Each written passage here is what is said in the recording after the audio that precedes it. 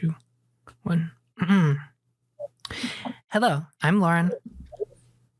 And I'm Oliver. And you are listening to Optimism with a Will, the gayest, friendliest, most transgender podcast this side of the left. Oliver, do you have your 10 seconds for us? Oh my gosh. What if it was longer than 10 seconds? Yeah. What if I opened up the 10 by telling you is about more like a general guideline? Okay. But please go ahead. I can tell you about some casual transphobia. Okay. Sure. Okay. So I don't think this person is ever going to listen to the podcast, so I'm not worried about talking shit about them. And so my girlfriend's coworker today, he messaged her on Discord and said, "Hey, when you get here, I want to talk to you about something. I got a question." And she's like, "All right." And when she got to him, so I'm going to read you the text. He showed me a pic of a woman he matched with on Tinder and asked me if I thought she was trans. And, you know, for the listeners, by the way, my girlfriend is trans and this coworker knows that she's trans. She says, I told him that no, she was definitely cis, but I was also like, bro, why the fuck does it matter if you're attracted to her? He said that finding out if someone was trans made him do this and then extended his finger straight and retracted it so it looked drooped/flaccid. He also then let me know he had a screenshot of the profile, wasn't attracted to her, and had already matched. So he just took random pics of someone on Tinder to transvestigate them.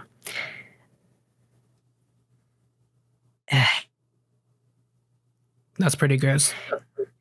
Yeah, really, really bad. And, you know, to give a little bit of context, this coworker, like, me and my girlfriend consider him kind of a friend. Like, he'll come over and we'll hang out with him. We'll play Magic the Gathering. He's like casual friend. And there's been a few times where, like, I kind of regret not nipping this in the bud. I remember it was back in December. He was like a little bit tipsy, and I remember he was just kind of like, he thought he was goofing. He thought he was making a silly joke, and this was in our house. And he was saying like, oh, but with a trans woman, that would be gay. And me and DJ are like, no, it wouldn't. That would be straight because trans women are women, bro. And he's like, haha, but that would be gay. And we're like, bro, why aren't you listening? And so it's one of those things where I think a lot of people imagine transphobia or bigotry as like intentional. Always. They think it's or they think it's only bad if it's intentional. And we kind of also have this idea of like, if you do bigotry, then you are as a whole a bad person. And so people kind of do this thing where they're like, well, I'm not a bad person. So if I did bigotry, then like, no, I didn't actually, because those two things can't coexist at the same time. And so it creates like this kind of defensiveness in that person. And it's like, I think we need to talk to this guy because like some of our IRL social life stuff does involve him, and she's also coworkers with him. And I think, honestly, I think he's a well-intentioned dude. Otherwise, we wouldn't hang out with him, you know? I think he just, you don't know what you don't know. And I know that I'm sounding like way more forgiving than what you're probably used to hearing from me, because I really am like one of those like fuck you, you don't meet my standards type of people. But at the same time, if you do the fuck you, you don't meet my standards when you live in Missouri and you're a trans person, you can become socially isolated like really, really quickly. So trying to figure out what we're going to do about that. Okay. That sounds pretty complicated. Yeah, a little bit. Yeah. It's just frustrating. It's really frustrating. Like, transphobia is everywhere all the fucking time, man. Yeah. Well, that's probably just the culture you grew up in. Like, if you watch, like, I don't know, like old episodes of Family Guy, it's just transphobic jokes. It was all over the media, not just that. It's you know, anything, like, it's hard for me to watch anything post like late 2000s because transphobia was just accepted, normalized. Even in like sitcoms in like 2012, Yeah. there's hella transphobia, like real bad. Yeah.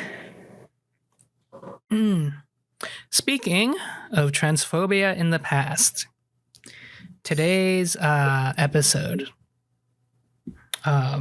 which might be kind of a theme we revisit again in the future, is famous trans people of history. And I wanted to do a little biography today, but a historical trans figure, because I think it's important we know about our ancestors who are trans, which I will henceforth refer to as our transcestors. I love our transcestors. Yeah, I love our transcestors. So I found a person to research, and while I was researching them, usually if I do like research like this, I'll have like my own research and my own notes. But literally the Wikipedia article on this person was just so well written that I feel like I would be doing a disservice by just not reading it. Because what's her name? I'm really excited. So this is Roberta Cowell, who came up in the podcast I sent you. Roberta Cowell. Yeah. Roberta Cowell. So I'm just going to read out from the Wikipedia article. Roberta Elizabeth Marshall Cowell, 8th April 1918 to 11th October 2011, was a British racing driver and Second World War fighter pilot. She was the first known British trans woman to undergo gender-affirming surgery in 1951.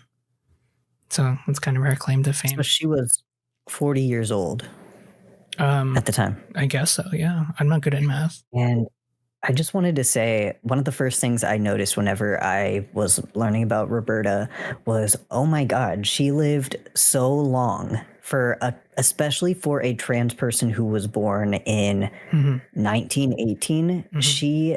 She was with us until 2011. She was, what was it, 93 years old. Yes.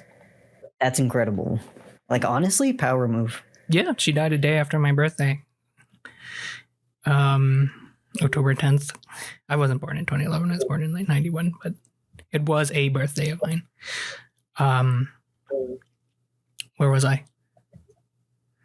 Right. And she lived what was kind of a sad life, which we will talk about in a moment. So Roberta Cowell was born in Croydon, London, one of 3 children of Major General Sir Ernest Marshall Cowell and Dorothy Elizabeth Miller. Roberta Cowell attended Whitgift School, a boys' public school in Croydon, and was an enthusiastic member of the school's motor club, along with John Cunningham, who would later be famous as an RAF night fighter, ace, and test pilot. Towards the end of her school days, she visited Belgium, Germany, and Austria with a school friend. At the time, one of her hobbies was photography and filmmaking, and she was briefly arrested in Germany for shooting a cinefilm of a group of Nazis drilling. For context, the cinefilm is like it's like a Super 8 camera. It was a portable camera at the time. Oh my gosh, those things look so cool. Yeah. Like they have I guess you have to crank it and it looks like a little box. Yeah, and I guess she was just doing that to Nazis. I don't know. So she was just out there filming Nazis, like doing their Nazi drills. Yeah. So, already we're off to a good start. She probably would have been Antifa if she had been born in our time. She secured her release by agreeing to destroy the film, but was able to subtitle unused film stock and keep the original footage. So... Wait, she just swapped out the film? She's like, oh, okay, I'll give you back the film. And it was blank. Yeah, it was blank. Just as like a big FU to the Nazis. That's so fucking funny. Holy shit. Yeah, I know. Her life is full of these little anecdotes, which is why I was excited to do this one today. Cowell left school at the age of 16 to join General Aircraft Limited as an apprentice aircraft engineer, but soon left to join the Royal Air Force, becoming an acting pilot officer on probation on 4 August 1936. Cowell began training, but was discharged because of air sickness. In 1936, Cowell began studying engineering at University College London. Also in that year, she began motor racing, winning her class at the Land's End Speed Trial in O'Reilly. She gained initial experience of the sport by sneaking into the areas where cars were serviced at the Brooklands Racing Court, wearing mechanics overalls and offering to help any driver or mechanic who wanted it. By 1939, she owned 3 cars and had competed in the 1939 Antwerp Grand Prix. On 28 December 1940, Cowell was commissioned into the Royal Army Service Corps as second lieutenant. In June 1941, she married before transferring from the Army to the Royal Air Force on 21st January 1942 with the rank of pilot officer. She had obtained a private pilot's license before the war and completed RAF flying training at the RAF ANSI. Cowell served a tour with a frontline Spitfire squadron, and then briefly as an instructor. By June 1944, she was flying with the No. 4 Squadron RAF, a squadron assigned to the task of aerial reconnaissance. During the course of the war, the squadron had flown in a variety of aircraft types, but by mid-1944, it was flying the Spitfire PR-XI, an unarmed, camera-equipped version of the Supermarine Spitfire. Shortly before the D-Day landings on June 4th, 1944, she had a lucky escape with the oxygen system of her Spitfire malfunctioned at 31,000 feet over Frougues, France. She passed out, but the aircraft continued flying on its own for around an hour over German-occupied France while being subject to German anti-aircraft fire. She regained semi-consciousness at low altitude and was able to fly back to the squadron's base at RAF Gatwick. Oh my god, what? Yeah, so she's pretty hardcore. So she was flying and she didn't have any oxygen, so she passed out and she's flying over enemy fucking territory and they were shooting at her and she's just like, yeah, I'm just taking a little nap up here. Like, well, for context, dying a little bit. For context, she would often get like air sickness. And like under any other circumstance, she would not have been admitted into the Air Force. But like, this was a world war, so they just drafted her anyway. So she knew something like this was likely going to happen. By October 1944, 4 Squadron was based at Duren, Belgium, on the outskirts of Antwerp, and its Spitfires were supplemented by an allocation of Hawker Typhoon FRIBs, a reconnaissance version of the Hawker Typhoon fighter bomber. On 18 November 1944, Cowell was piloting one of a pair of Typhoons on a low-level sortie near Bocholt, Germany. Southeast of Kessel, Cowell attacked targets on the ground, but her aircraft's engine was knocked out and its wing holed by German anti-aircraft fire. Cowell was flying too low to bail out and instead jettisoned the cockpit canopy and glided her Typhoon to a successful dead-stick crash landing. She was able to contact her companion by radio and confirm she was unhurt before being captured by German troops. Cowell made 2 escape attempts, reasoning that the chances of success were greatest if the attempt was made quickly while still close to the front line. However, the attempts failed and she was taken further into Germany, spending several weeks in solitary confinement at an interrogation center for captured Allied aircrew, before being moved to the prisoner of war camp, Stalag Luft 1. My God. Mm-hmm. Cowell remained a prisoner for around 5 months, occupying the time by teaching classes in automotive engineering to fellow inmates. In her biography, she describes the situational sexual behavior shown by some of the camp's Allied prisoners and her discomfort at being propositioned by prisoners who assumed she wanted to take part in this. So for context, like if people, say you go to prison, for example, for a long time, you might run into like a case where men who would otherwise not be homosexual are having sex with other men just to like kind of meet that sexual need. And she kind of describes this behavior in a prisoner of war camp. And this was, obviously all pre-transition. So she would have been quote unquote a man at the time. She was offered the part of a woman in a camp theatrical production, but turned it down as she thought this would make her appear homosexual in the eyes of the other prisoners. Towards the end of the war, food became short at the camp. Cowell lost 50 pounds in weight, 23 kilograms, and later described killing the camp's cats and eating them raw because of hunger. Oh my gosh, I remember that part. In the podcast you sent me, they said that she was like chasing down cats and like eating them raw. Which, you know what? I'm not gonna judge her. She was in a tough situation. Yeah. Actually, this will actually kind of come up a lot. She had some problematic beliefs, and I want to talk about it after. Just about like the social context at the time and why she would have did the things that she did. By April, a lot of historical trans figures are incredibly problematic figures. You might notice. Yeah. Yes. I know that we're all saints now, but back in the day. Back in the day. Yes, we are all saints now. By 1940. I was over the summer. I haven't finished it, but I was reading a autobiography of a trans man who, as far as we know, may be the first trans man to undergo like a genital surgery.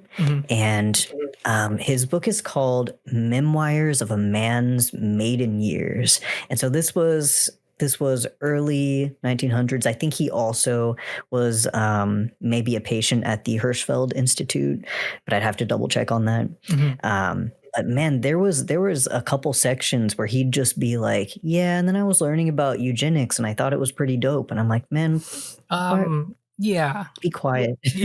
yeah.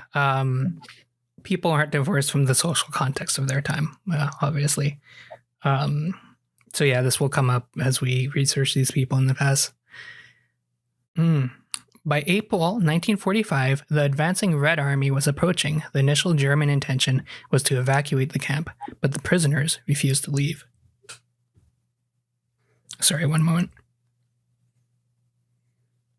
I'm kind of gassy today. Just if there's weird silences in the podcast, listeners, I'm just leaning to the side to burp. Instead of thinking you're burping, I'm going to assume that you're just being extremely, you're pausing for dramatic effect, and you're just like being very thoughtful and like meditative about how you deliver your language. You just pause there. Were you burping? Are we all burping? I could have been. You don't know. Yes. After negotiations between the senior American officer and the German commandant, the Germans guarding Stalag Luft abandoned it and evacuated towards the west, leaving the prisoners behind. The unguarded and undefended camp was reached by the Red Army on the night of 30 April 1945. Commonwealth personnel were flown back to the United Kingdom some 2 weeks later, between 12 and 14 May, by aircraft of the United States Army Air Forces. In June 1941, Cowell married Diana Margaret Zelma Carpenter, who also had been an engineering student at UCL with an interest in motor racing. After demobilization, Cowell was engaged in a number of business ventures until in 1946 she founded a motor racing team and competed in events across Europe, including the Brighton Speed Trials and the Grand Prix at the Rouen-les-Essarts. I probably mispronounced that, but however, her autobiography describes this as a time of great distress and clinical depression. She also experienced traumatic flashbacks when watching the film Mine Own Executioner, in which the hero is shot down by anti-aircraft fire while flying a Spitfire. Diana and Roberta had 2 daughters, but the marriage was unhappy. Cowell later wrote, "There had been an underlying air of falseness about it. It is difficult and painful for me to say much about this marriage, but it must be clear from the way we lived. our house at Hove in Sussex, and I worked 53 miles away, commuting by car 7 days a week, with a weekly trip to Manchester 290 miles away thrown in. That the two paths of marriage never joined for very long in our case, and that the rocks between them were very high indeed. By 1948, we had separated, although the divorce decree was not made absolute until 1952. Diana won the divorce on grounds of desertion and later remarried. The children went to live with relatives. After the separation, Cowell continued to suffer from depression. She sought out a leading Freudian psychiatrist at the time, but was unsatisfied with the help he offered. Sessions with a second Freudian psychiatrist, described in her biography only as a Scottish man with a less orthodox approach to his profession, gradually revealed, in her own words, that her unconscious mind was predominantly female, and the feminine side of my nature, which all life I had known of and severely repressed, was very much more fundamental and deep-rooted than I had supposed.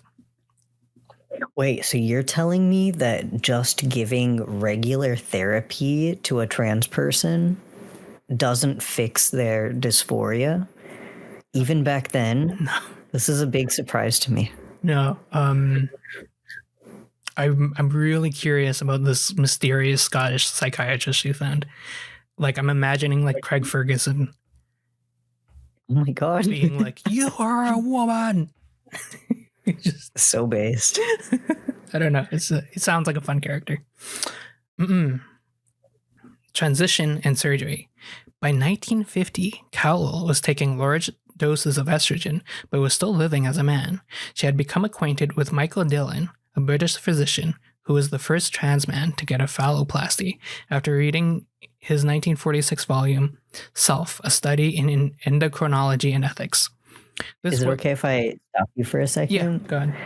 So something that you'll notice very often in researching historical trans figures is over and over you will see the claim that like so-and-so was the first to, you know, like the first trans person to undergo this, or the first trans person to be open in this place.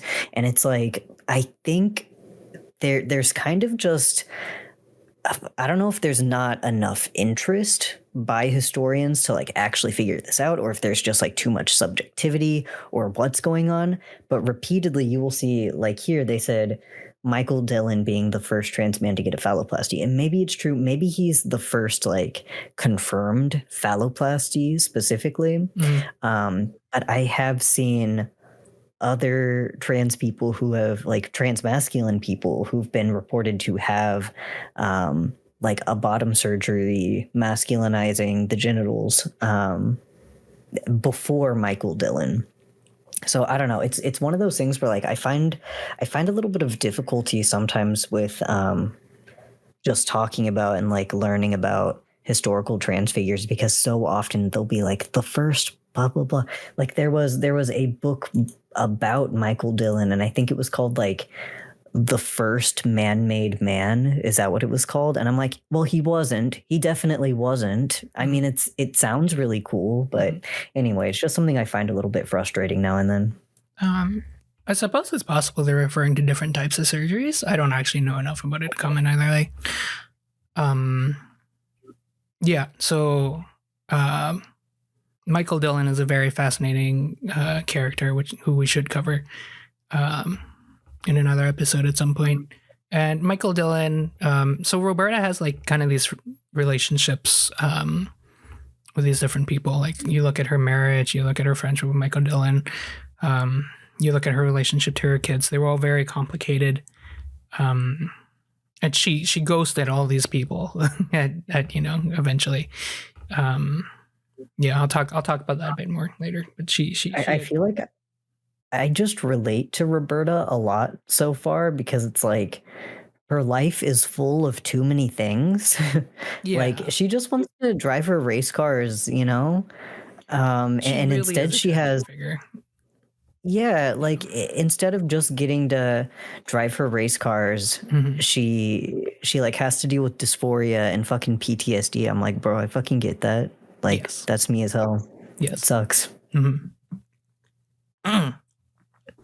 um, right, we were discussing Michael Dillon. This work proposed that individuals should have the right to change gender to have the kind of body that they desired. The two developed a close friendship. Dillon subsequently carried out an inguinal orectomy on Cowell.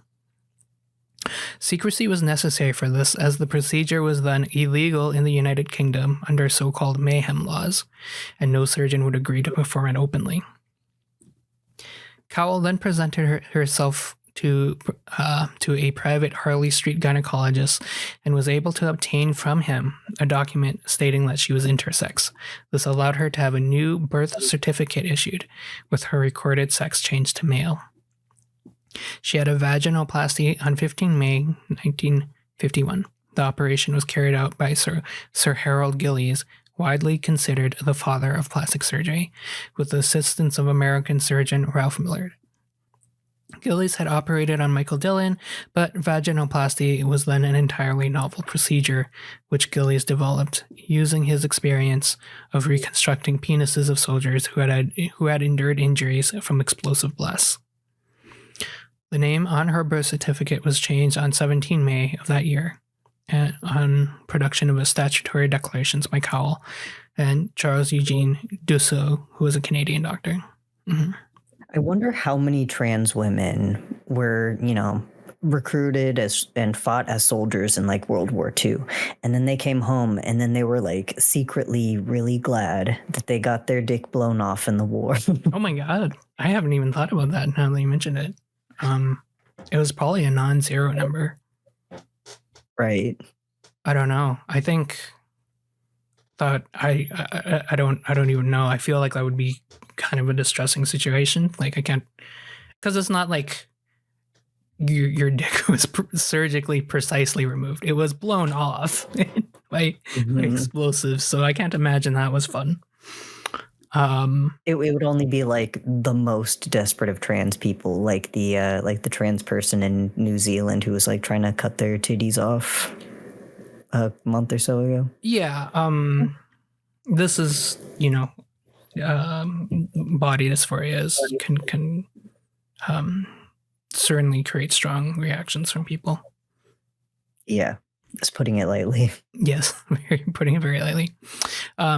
According to the Sydney Daily Telegraph, in March 1954, the British press were skeptical that a sex change had occurred, reporting that medical experts consulted by them had debunked the claim that Cowell had changed her sex after she sold her story to Picture Post for £20,000. It was reported that Dussault had said that the certificate had allowed the patient to re-register as a female was not meant to prove that Cowell had become physiologically complete female. It was rather in the nature of a working certificate to enable plastic surgeons to carry out their operations. However, I wish I could sell my sex change story to the media for £20,000. Like, holy shit, I posted on Reddit for free. That's worth about I think like £120,000 now. God damn. Which is I don't know, probably like 180,000 US, maybe around there. I'm gonna do the math and I'll let you know in a minute. You should keep talking. I ran out of water.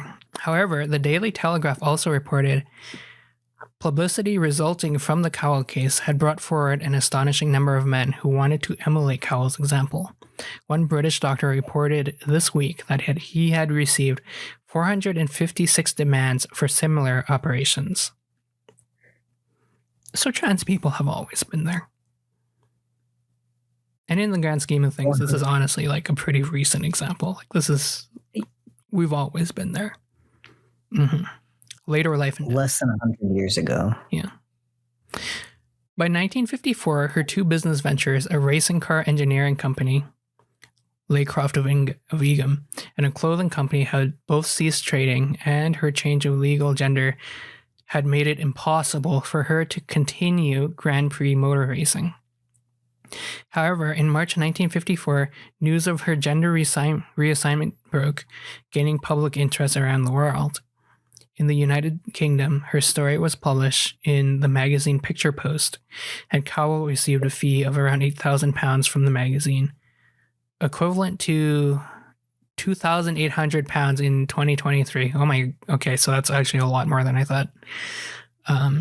Cowell's in 2023, Cowell's biography was published soon after this, earning a further £1,500, which is about £50,000 in 2023.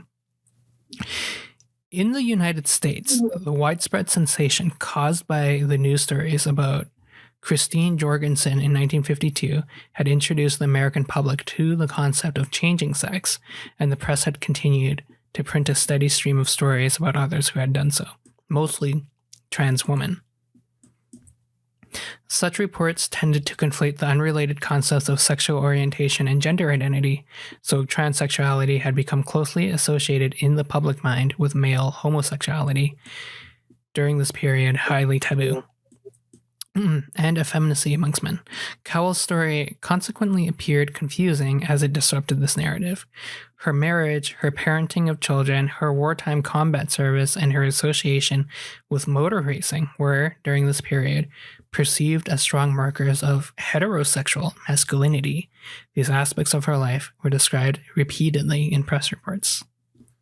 Oh my gosh, this actually must have blown their fucking minds at the time, because I feel like the validity of a trans person or a valid trans person at that time, if you heard about one, like they were explaining here, they would say it'd be an extremely feminine gay male.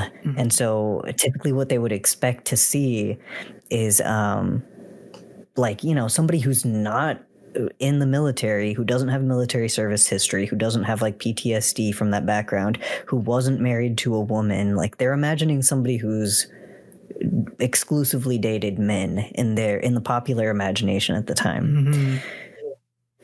And like, I don't know, I think we should totally talk about this guy, and you might already know about him. Lou Sullivan, a trans man in the especially active in the 80s and early 90s.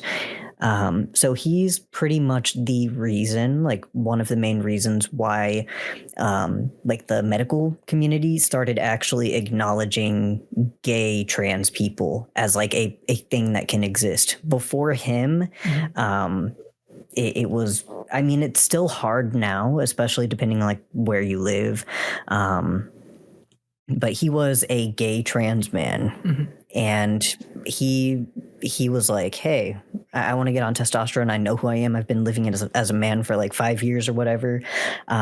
He'd be at a gender clinic in San Francisco telling them this, and they would say, oh, you're dating men, you're fucking men and not women. That, we haven't heard of that before. It sounds like you're not really trans, or you're not serious about this, so we're not going to give you testosterone. And he ends up saying, so he does end up acquiring testosterone eventually, and like transitioning, getting top surgery, everything. And he was, he's very active in the gay community, and eventually he ended up acquiring AIDS, which he eventually dies from, I think, in 1992. And he has a series of video interviews that he does with a doctor, I think a psychiatrist, and it's somebody who's like, okay, this is a really interesting case. I didn't know that trans people could be gay, so I want to like take this information that you're giving me, because he was a really big activist too in the community, and he wanted to like help change things, because how hard it was for him to get on testosterone for being gay was of course ridiculous, and he wanted to change that. So we had these video interviews that I can send you sometime. And they're really great. But he's talking to this doctor, and he says whenever he got his AIDS diagnosis, he said that he took like a sick pleasure in calling all of the clinics that had rejected him for testosterone. And he called them and said, like, you might have told me that I wasn't going to be able to live as a gay man, but it turns out I'm going to die like one. He was an incredible fucking badass dude. Love him so much. Yeah.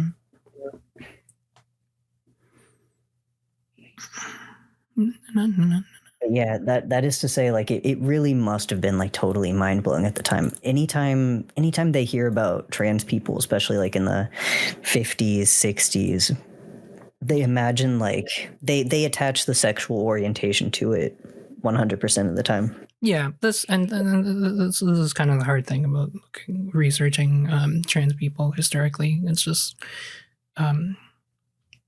seeing the intense transphobia, the how poorly understood trans people were. You know, these historical figures had gone through so much. Where was I? Right. She continued to be active in motor racing and attracted some publicity for winning in the 1957 Shelsley Walsh Speed Hill Climb. That is a tongue twister. Well, Yeah, that's some British shit right there. in November 1958, she acquired an XRF de Havilland Mosquito.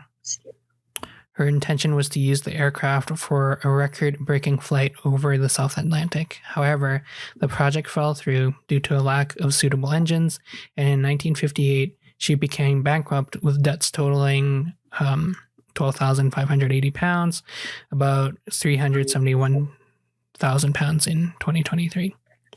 Okay, how the fuck did she get in all this debt? Because like it's possible that my calculations were like totally bunk and that I didn't do it correctly, but it looked like she might have gotten like nearly $700,000 in today's money. I might have just totally screwed it up, but like if that's accurate, then it's like, girl, what did you spend your money on? How many race cars did you buy?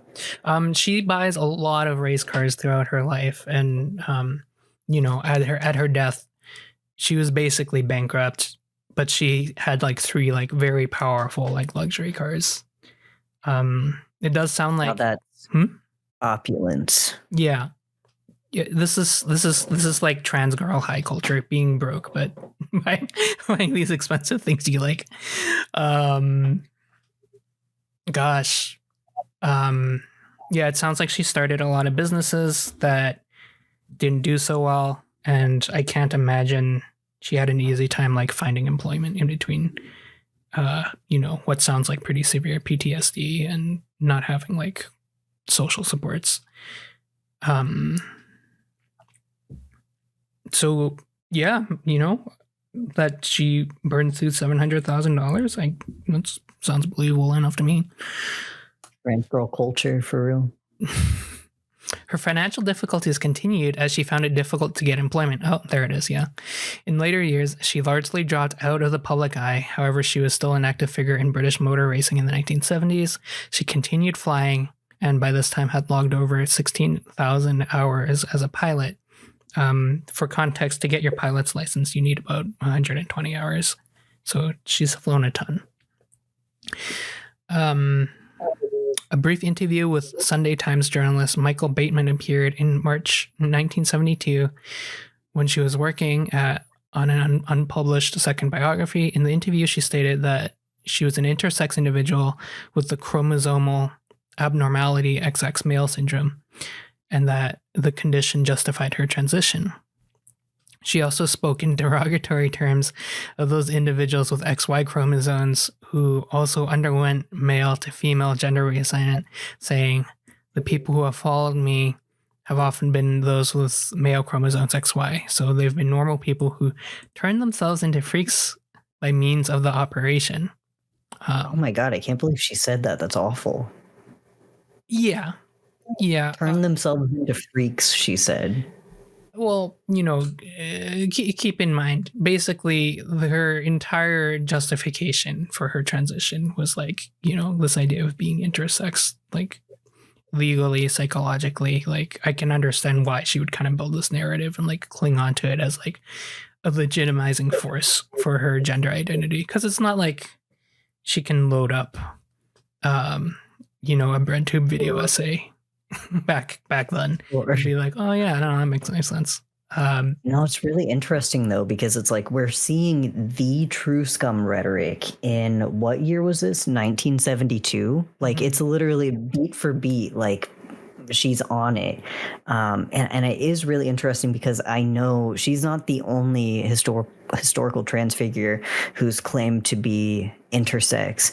And honestly, you see that today too. Like, I don't know if you spend very much time on trans forums, just like on Reddit and stuff, but I see so many trans people who they won't have any evidence of being intersex. They won't say like, you know, this is what I noticed at birth or like anything, but they'll be like, well, you know, maybe I was born like this because like I got exposed to more testosterone when I was in utero, you know, like maybe it changed my brain a little bit and therefore that's why I'm like this. So it's like creating this kind of fiction to, and you know, I have a little bit more empathy whenever I think about like, okay, they needed to justify themselves in the eyes of cis people. They needed to validate their identity to cis people. That makes sense to me. And I'm like, under those circumstances, that would have been really hard. And so I try to have like some empathy and compassion toward that. But what makes me like really sad for the person is whenever it's clear that it's not just a performance or a thing that they're saying for the sake of like acceptance, like to cis people. Like sometimes you can tell by the language they're using that like it's something they believed about themselves, that like they have to kind of like twist the circumstances of their birth or like there's the circumstances of like how they came to be trans. I don't know, like I understand that there has to, it's really hard to be trans because of like how much social rejection there is. And like it makes sense why people do it, but at the same time it's just like, God, that's like so painful and so sad. Like I can see like trans liberation, the way that trans people talk about ourselves now is so different compared to like the popular, I guess, ways that trans people would talk about themselves like 15 years ago even. I think we've made like incredible progress. It's not perfect, but we've seen really good things. Yeah, I think, you know, I think the best path forward for all people, not just trans people, is eventually just kind of leaving behind the gender binary. And people should just be whatever they want, you know. I think, you know, Michael Dillon got it right. Our gender should just be whatever we feel like. Incredibly based, Michael Dillon. Where were we? Right. In the 1990s, Cowell moved into sheltered accommodation in Hampton, London. That's like the projects, you know, like social housing. Although she continued to own and drive large, powerful cars, she died 11. That's fucking badass. Yeah. She's like in a retirement home in her 80s or possibly early 90s. And she's like, yeah, this is, check out my, you know, she's just like driving to the grocery store or whatever in like a hyper expensive race car. Yes. Well, we'll talk a bit more about her later life. She died on 11th October 2011. Her funeral was attended by only 6 people, and on her instructions was unpublicized. Her death was not publicly reported until 2 years later, when a profile of her was printed in the Independent newspaper in October 2013.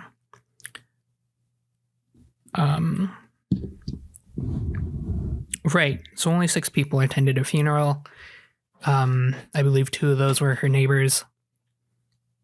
She was... it sounds like it was on her instructions, it says. Yeah. So it sounds like she didn't want very many people at her funeral, which as a trans person, I totally get that. Literally, her kids didn't even know until they saw it in the paper. Oh my God. That's how socially isolated this woman was. And she had... She just had a really hard time of it. Like when I read about her, I see a profile of like a deeply hurt, conflicted woman. The Wikipedia article doesn't touch on this, but her and Michael Dillon, her friend, her trans mask friend, was in love with her. and she didn't want him. She wanted to be with a cis man. And she ghosted him. Like Michael Dillon, like would literally like try to find her. But she just she pushes people away. You know, she divorced her wife. She never spoke to her kids again. Well, when they were fairly young, like 12 and 14, was like the last time her kids ever saw her. I don't know. I don't want to say she was BPD because I can't, you know, obviously diagnose that just from reading her Wikipedia article, but it sounds like something I would do. Just like keep pushing people away who I loved. Honestly, I'm in the camp of believing that BPD is basically just like a description of social behavior that we see in people who have like repeated exposures to abuse, like various kinds of social abuse for like years and years. And really, it's just protective behavior. It's just keeping yourself safe from more potential abuse because people have taught you that that's the kind of, you know, abuse is the kind of behavior that you can expect from most people. And if you're trans, you're probably going to, I mean, especially trans in a transphobic society, dealing with a great amount of abuse. It's not uncommon to end up like just developing that type of reaction to other people. Yeah. And, you know, the intensely conservative social context of like her upbringing. Like she was bullied all through school. It sounds like her family was like some minorly wealthy family. Can I say something about the Michael Dillon thing? Yeah, go ahead. The fling, or like the one-sided fling, I guess, where Michael Dillon was like in love with her and like tried to propose to her. He sent her like a wedding ring or like an engagement ring in the mail. And was like, don't open this until, I think it was like until after he graduated school. He was in medical school at the time. And I think that's whenever she ghosted him. Like she's just like, nah, not for me. No, thank you. Which is fine.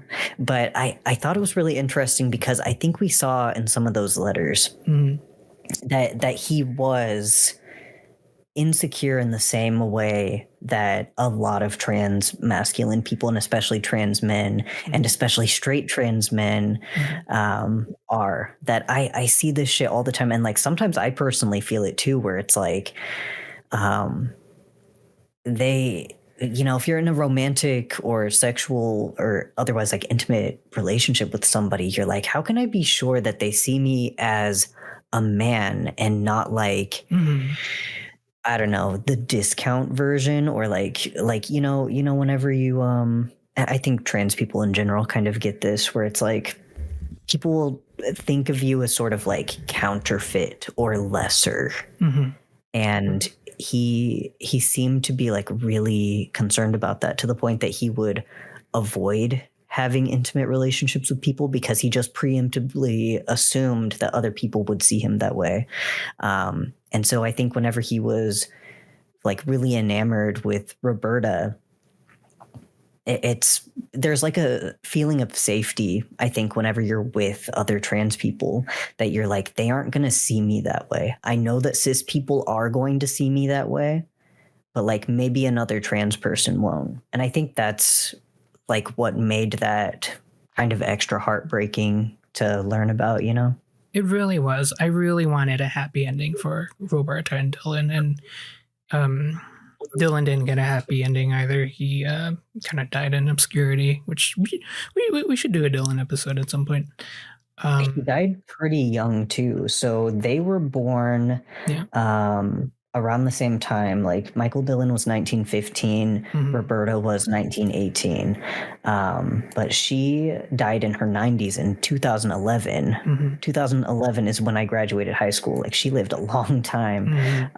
He died in 1962. He was only 47, and I think our understanding is like we don't know exactly how he died, but something that I would suspect may have led to him dying a little bit younger is at the time he was taking testosterone orally, which we know now is very hard on your liver. Oh, I didn't know that. Yes. That makes sense.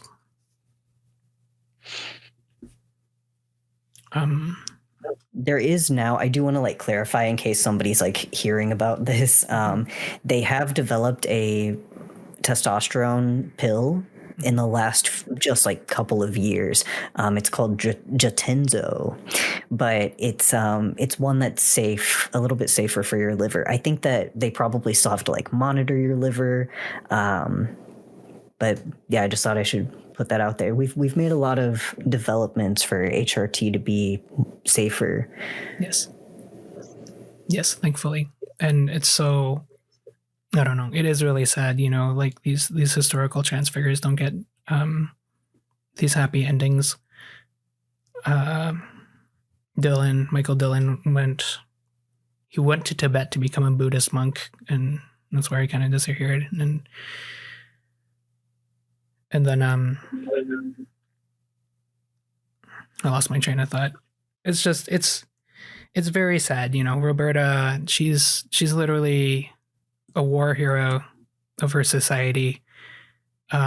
She's this I would consider a trans pioneer, really.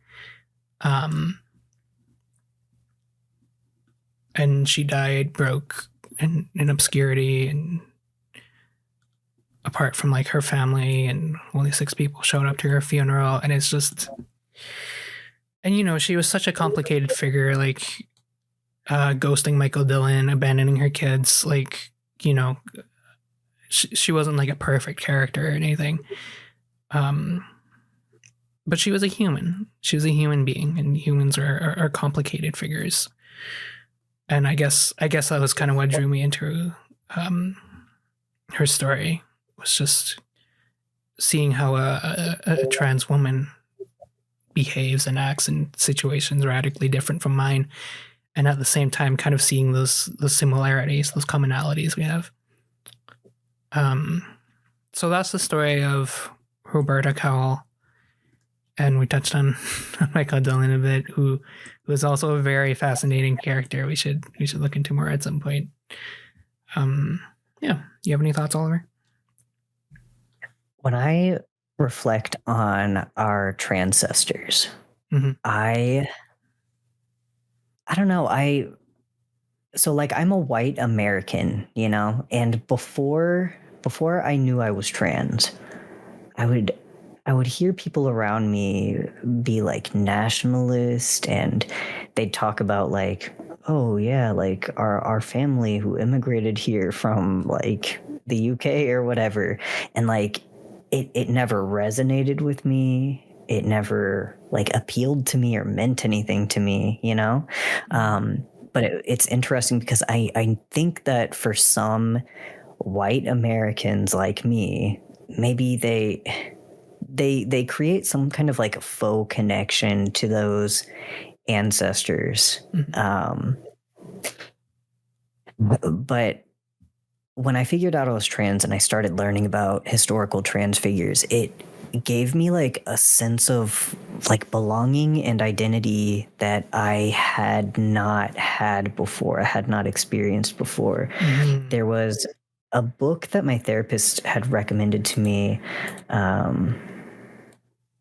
Let me look it up real quick. You should cut out my silence for a sec. I can make noises while you're silent. Beep, beep, beep, beep, beep, beep. Oh no, that's copyrighted. Okay. Oh my God. Okay, so the book is called Love and Rage: The Path of Liberation Through Anger. And so, my therapist is also a minority, and he recommended this to me because, like, we're both progressive minorities who deal with shit, especially living in Missouri. And the author calls this ancestor work, which is just learning about people like you through history. And what you'll notice is they go through the same shit that you're dealing with. It just might look a little bit differently. And they not only lived through it, like they survived it, they would find ways to like survive it with dignity, like we were talking about in a previous episode. And you can also see that there's like a variety of ways to get through the problems that we're dealing with right now. Like we don't have to go through this alone ever, as long as we have history, as long as we have our ancestors. Absolutely. Very well put, Oliver.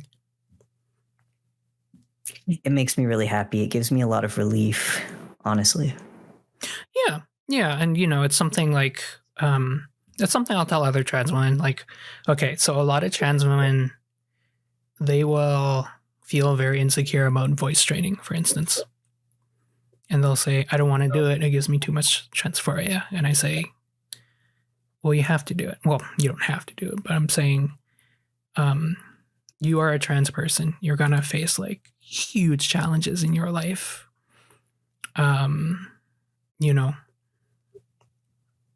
But like have some pride, have some dignity.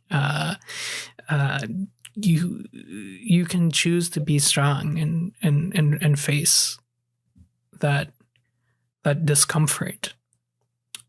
Our ancestors made it, so can we.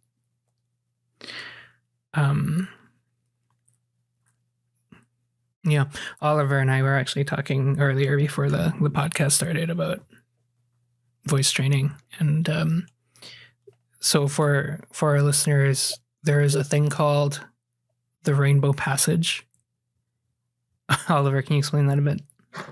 Okay, so I did not finish my linguistics degree, but I can tell you that the Rainbow Passage comes up a lot in linguistics because it's just like a paragraph or two. It's a little bit long, but the idea is that it's something that you can read and feel fairly natural reading out loud, but what's important about it is that it contains every sound that you can articulate in the English language. So like every vowel, every consonant, and like every combination of like the vowel going into the consonant or vice versa.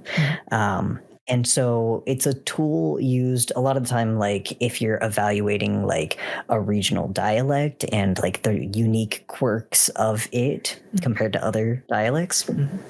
You can, if you're researching this stuff, you can get a microphone, you can have somebody read it, and then you can go through and then piece by piece see like what these vowels are like, how they articulate these sounds.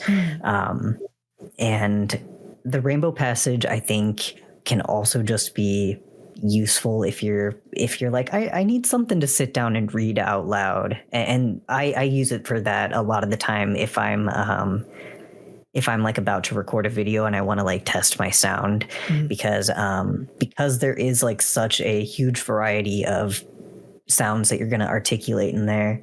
I just find it pretty useful for that. Heck yeah.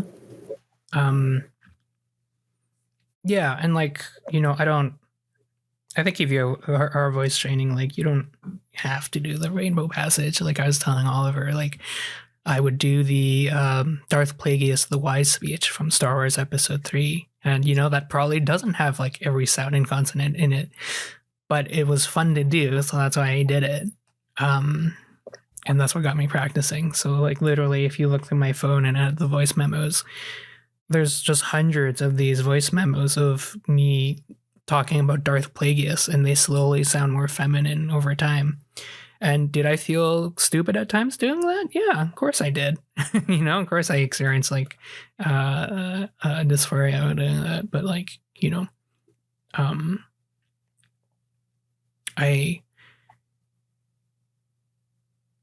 was something I had to do for myself. It makes me wonder if Roberta even had access to like voice training. Probably not, just like for how long ago this was. So, that we do have those resources today, that's all the more reason to take advantage of them if that's, something you're worried about. There are a lot of free resources too. If you go on, I think it's r/trans voice. I think that's what it's called. I've been there. There's a community of people who are working on voice training, and a lot of people who are trans SLPs, speech language pathologists, will visit that sub, and they'll give people resources on training, just like free stuff that they've typed out or like free videos they've made. Mhm. And sometimes they'll have a little bit of a financial incentive. They'll be like, here's all this free stuff that you can do this on your own, Mhm. but it can be a little bit harder without help. So like, Mhm. hire me. I can instruct you, which is like super great that we have trans people, like actual trans people, not just cis people who like cis people can do that kind of work, and I'm sure that they can do great at it. But I think there, like you were talking about with reading this stuff out loud and making progress, it can feel like really, really embarrassing, I think, because your voice is like one of your main tools that you use to express yourself and express your identity, to make people know who you are. And if your voice does not sound like you, the way that you imagine yourself, that can be like really painful. Mhm. And like create a lot of shame for a lot of people. So I think like having trans people available to do that kind of work, I think is like really, really special and really important. Oh, heck yeah. As I'm kind of reflecting on my progress and um, choosing to express myself in a way that feels authentic to me, and how Roberta did the same. Like oh my gosh, she was in such a difficult context, but her trans identity was so strong that she chose to forge ahead. And I think there's something really respectable there about our trans ancestors who face these challenges head on. If you're on her Wikipedia page, her the little picture they have there of her is her in Paris in the early 1950s, and she's all glammed up. She has like a fur coat and like a little like hat, and she has her hair done, and she looks adorable.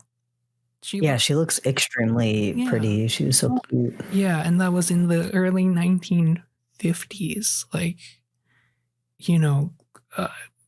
think of how hard that must have been. Like, people must have like looked at her and like talked about her in front of her face. Like, but she did it.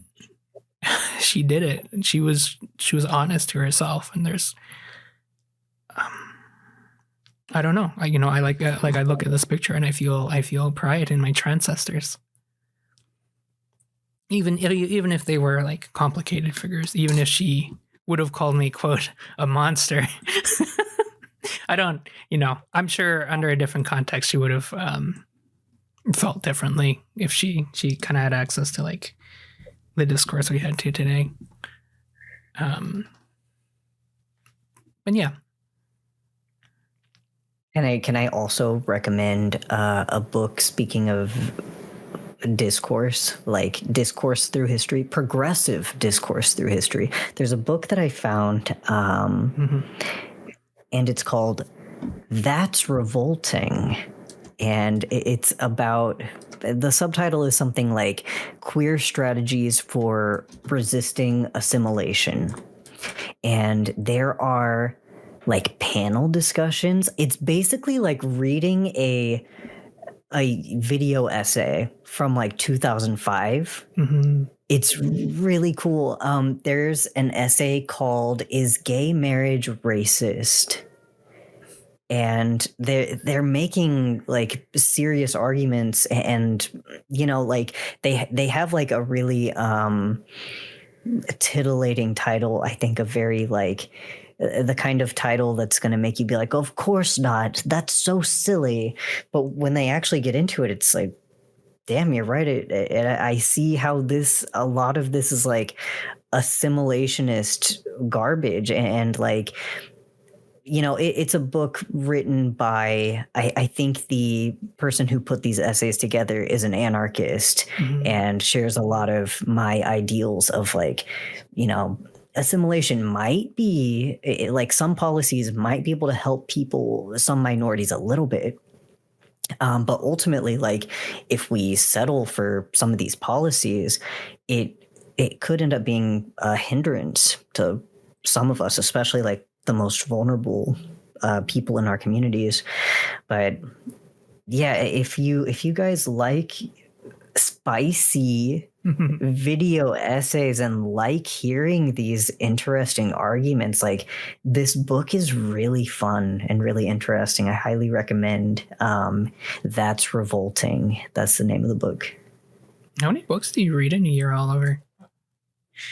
I don't know. Depends on the year. You've made a lot of I can book be pretty recommendations slow so far. The most I've Yeah. ever done in a year was like 60 bucks. Holy shit. I've never read that much since. I've gotten much worse, but yeah, That's really impressive. it was. A lot of them were pretty short though, so I don't know.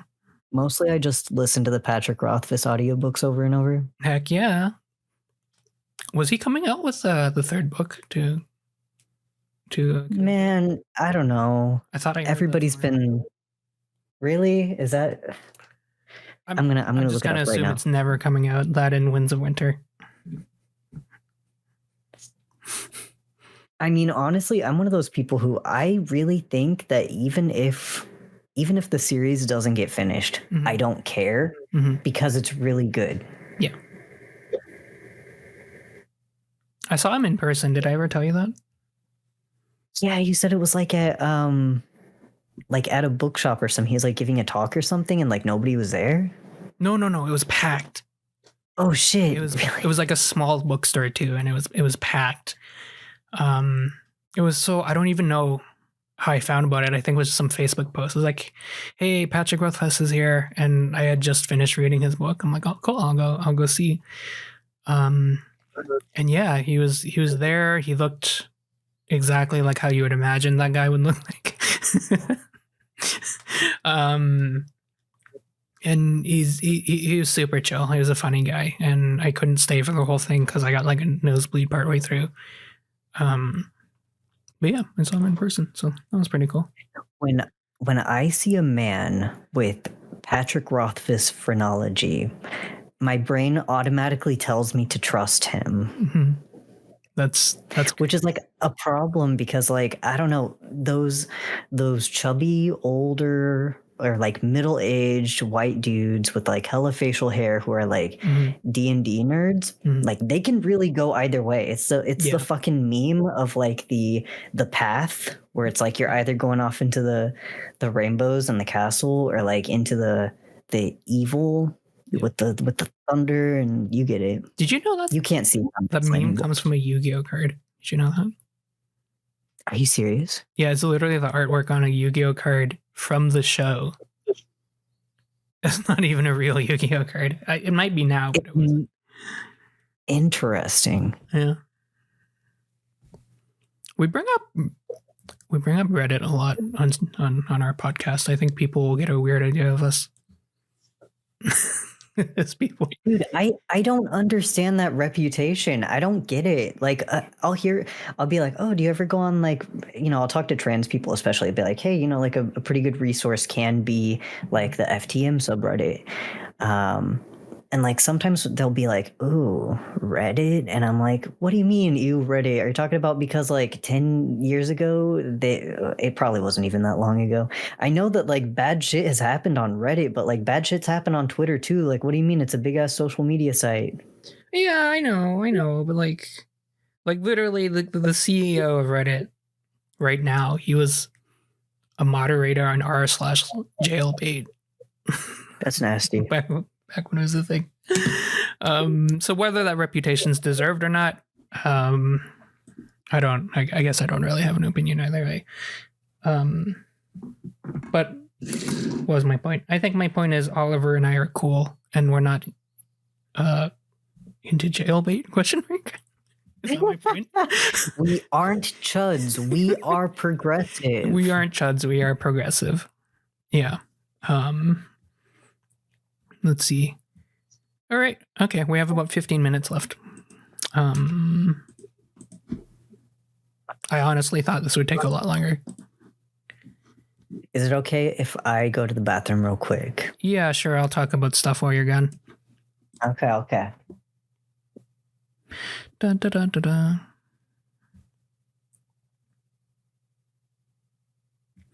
Right. So another complicated thing about the Roberta Cowell and Michael Dillon relationship was, so for context, Michael Dillon came from a minor aristocratic family, and the way aristocratic families are tracked, like how they have a record of them, is for something called peerage papers. So peerage papers track like your family lineage, basically. So people know whose titles go where, kind of thing. So Michael Dillon, who was AFAB, he was assigned female at birth. After he transitioned, he had his peerage papers updated to reflect his new name, and he was living as a man. He didn't want to be exposed as a trans man. He just wanted to live, just like any other dude. He wanted to have just like a normal male life. And he talks really fondly about the times where like when he was enrolled in university, for instance, or like when he gets a job working on a ship where people don't know he's trans and he just lives like a normal guy. Like he speaks really fondly and happily of those times where he feels just accepted as the gender he identifies as. Roberta, I don't really even know why. I guess she had some kind of beef to pick with Michael Dillon. So after Michael Dillon updated his peerage papers, he didn't know that there was actually like a second set of peerage papers, I guess located somewhere else, that wasn't updated. So it had his dead name on it. And someone pointed this out to a local newspaper, and he believes it was Roberta. And it became like the scandal. Like you can see the discrepancy on these two different sets of peerage papers. One that had Michael Dillon, a male, and then one that had his dead name on it. And, for like these waspy white people of back then, in the UK, like this blew up in the tabloids. This is a scandal, and it exposed him as a transgender man, and was actually a huge part of why he left the UK and headed out to Tibet, because now people knew they were treating him differently, because he had been exposed by Roberta, he believes. And that was really messed up of her to do. And again, I can't say she was BPD. That screams to me something a BPD person would do. Just like find the most like petty, vile shit to. Okay, I should rephrase. I don't know if she would do something like that, though. I wonder if it was like his brother. Like, wasn't his brother still alive at the time? Could his brother have benefited from like was he gonna get some inheritance? And then like if his brother got rid of him, then like now it's his inheritance. You know what I mean? He had like a little brother, right? I don't know. That's a good question, because like Michael Dillon himself says he thinks it was Roberta, because somebody wrote to the tabloids exposing this. But that's a good point. I have no idea. I would have to look into that. I don't even know how you would prove that one way or the other. I spoke really harshly of BPD people a moment ago. I feel like I should clarify, because people are going to cancel me for it later. Obviously, not every BPD person reacts like a psychopath and will do like the most extreme thing to like ruin someone's day.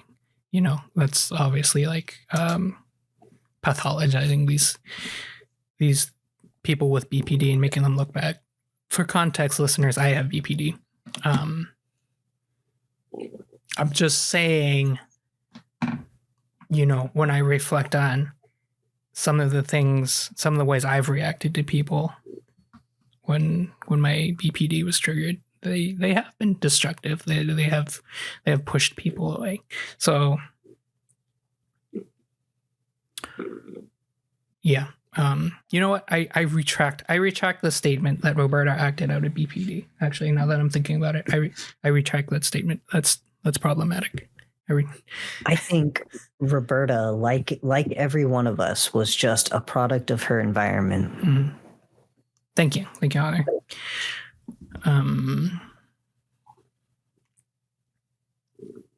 Yeah. Oh God, Don't you love whenever cis people act like it's a big mystery why so many trans people will like go stealth and then like move far away where nobody knows them? That's what I did after like torturing us. Yeah. Oh my goodness. After I moved away from home, like my mom would call me like all the time, and I would never answer like her attempts at contacting me because I just didn't want to talk to her because it had been such a dysfunctional relationship. And she will literally drive out to my city like over 1,000 kilometers to like go look for me every summer. I don't think she did this summer, but for the past couple summers she has. And they just, it's like, hello, do you not understand? I don't want to be in contact with you people. There's an online community that I check out now and then.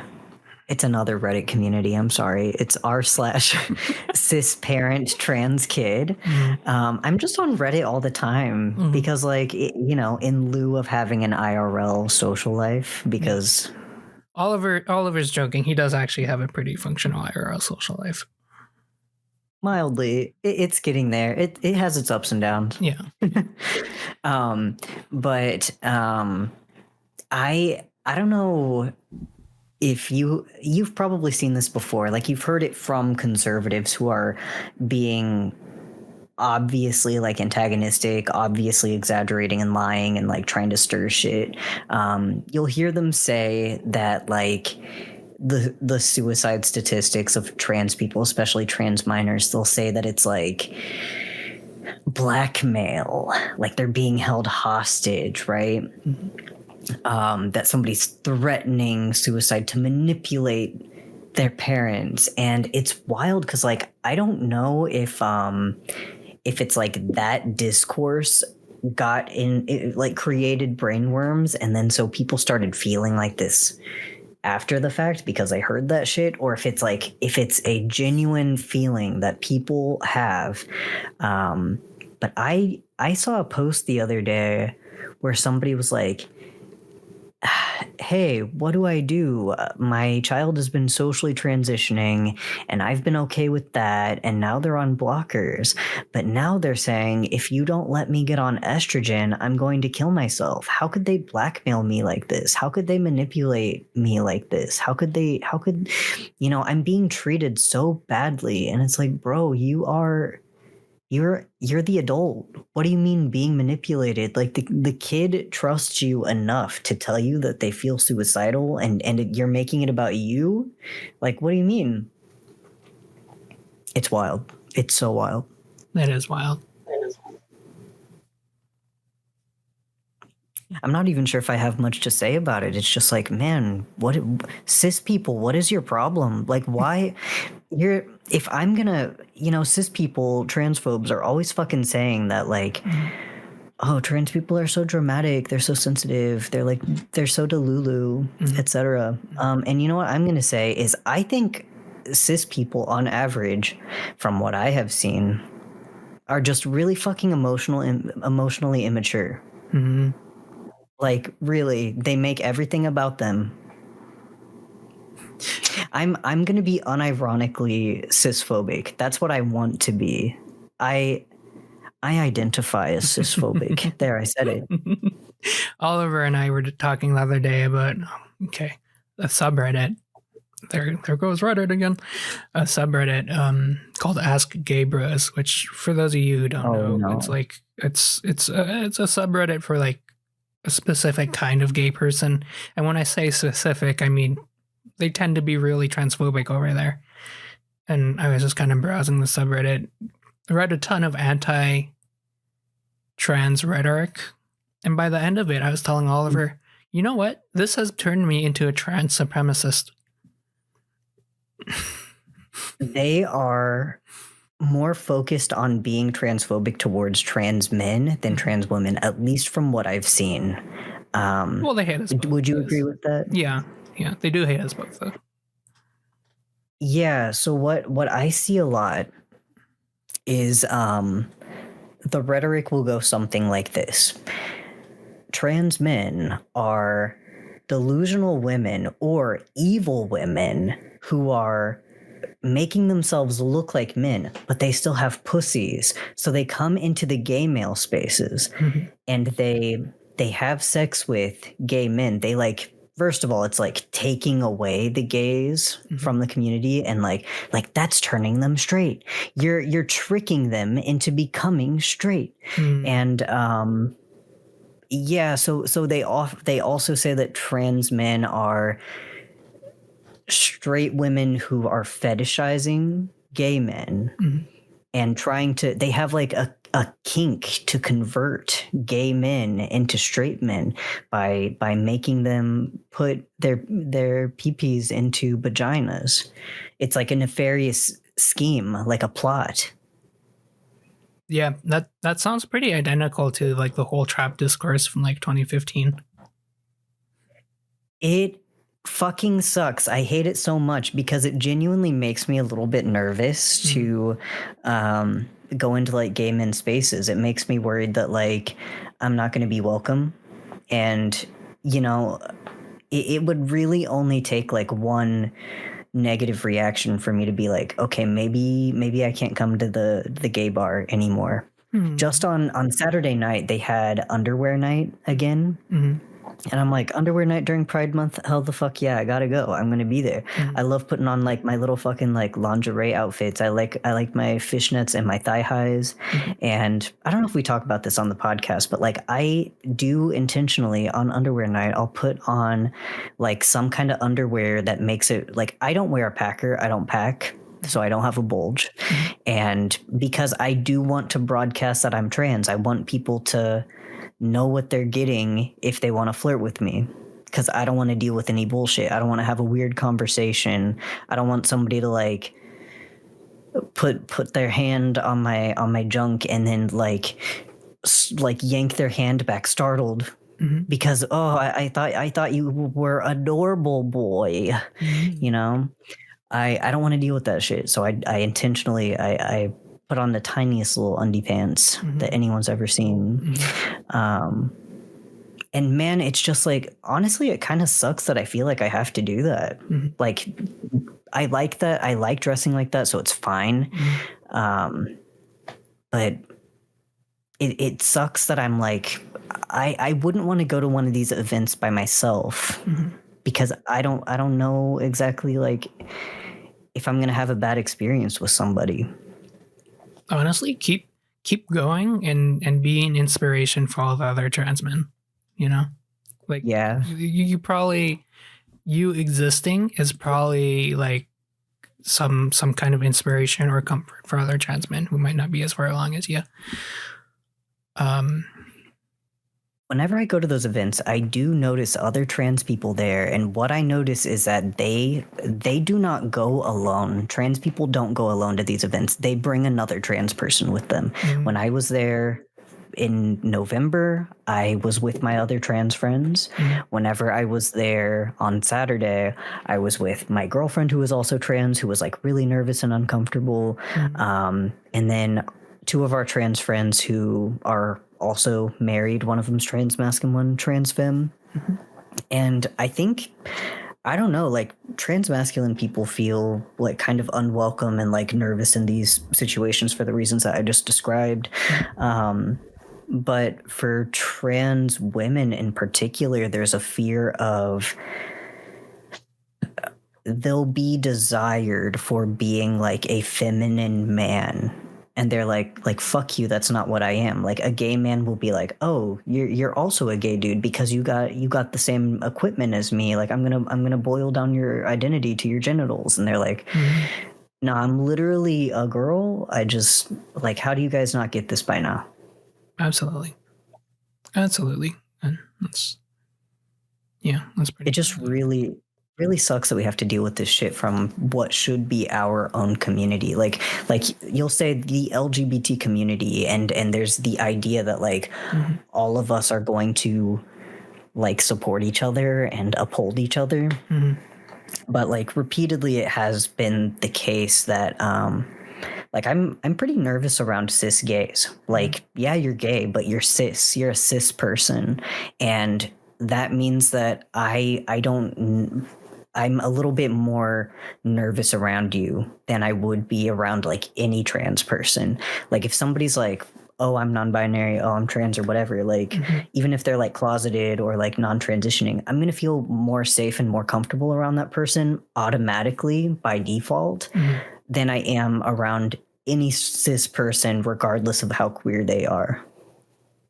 Well, amongst the LGBT crowd, so gay cis men have a support rate of trans people of like around 61%, and then lesbians, cis lesbians support us around like 85%. And I thought that was interesting. An interesting disparity. It's almost like maybe women understand gender troubles, gender discrimination more than men do. Yeah, that could be it. Speaking of Reddit, something I wonder about historical people is like what their social medias would look like if they had social media back then. Oh my god. Yeah, like I wish Roberta Cowell had an Instagram. I wish Michael Dillon had a Twitter. I think, or like a YouTube channel. I think Michael Dillon would have been a good like video essayist for RedTube. I think I need to write it into my advanced directive, like instructions for after I die. Like, please do not take down my irredeemably embarrassing digital footprint. Like the world needs to see it. Yes, people in the future, historians will look at our podcast and be like, wow, those two were great. Hell yeah. Oh my god. You know, I've actually, to get information about trans people who aren't alive anymore, I have looked at like podcasts that nobody has watched because I'm like, I gotta know what happened to this person. And I'm not sure if I talked to you about it before, but the voice actress of Meowth, Maddie Blaustein. I heard about that, yeah. Yeah, so like early, like season 1, season 2, English dub of Pokemon, Meowth was voiced by a trans woman named Maddie Blaustein. And, you know, I was looking on her, I was like, oh, cool, a notable trans person, love it. I'm going to look at her Wikipedia, going to learn about her. And then I saw that she died when she was in her 40s in like 2007, I think. And I'm like, okay, how did you die of like gastrointestinal like the stomach flu? 40 something year old people in the US do not die from that. Like what are you talking about? Like you go to the doctor, they give you fluid so you don't die from the dehydration. So how did this happen to you?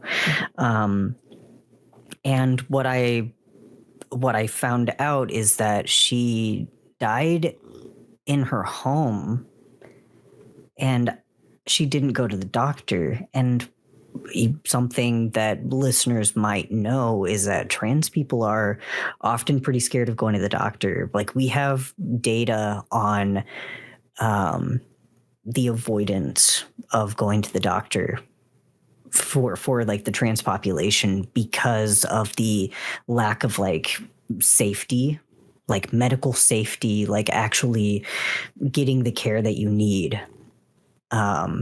in the trans population. I mean, like, that's already a problem for like fat people, for women, for a lot of groups where their problems will be like their symptoms will be dismissed and downplayed and ignored, and doctors will like fail to investigate. And that's even more so true for trans people. I forgot to mention other groups, like Black people deal with this really bad, with like getting subpar care because of discrimination.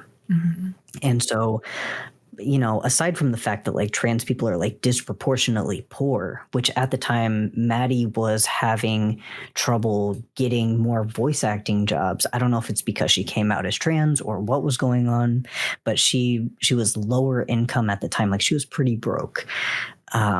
So she didn't go to the doctor. She had the stomach flu. She didn't go to the doctor, and she died in her home in her 40s. And I wanted to know what was going on. And so I found a podcast that she was on. It was like a little podcast that I think 2 trans women, and she was a guest. So there are 3 people on that podcast episode. And I'm sure I can find a link to it and send it to you later, so it can, in case somebody wants to see it. But they did talk about like surgery, like, oh, is that like something that you want to do one day? And she straight up said that she was scared of the doctor. Like, I'm pretty sure she actually said because she was trans, she was scared of going to the doctor. And I'm like, yeah, that about does it. Like, transphobia literally kills people so early. And whenever I see like Roberta living into her 90s, I'm like, damn, like honestly, that's an incredible feat, because we get treated so fucking badly.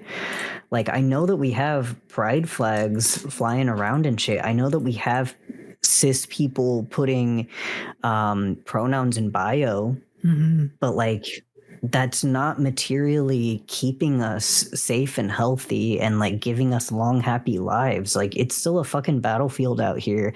Like, honestly, in the last 5 years, probably now more than ever, it's really bad. In some ways it's better. In some ways it's a lot worse. I agree.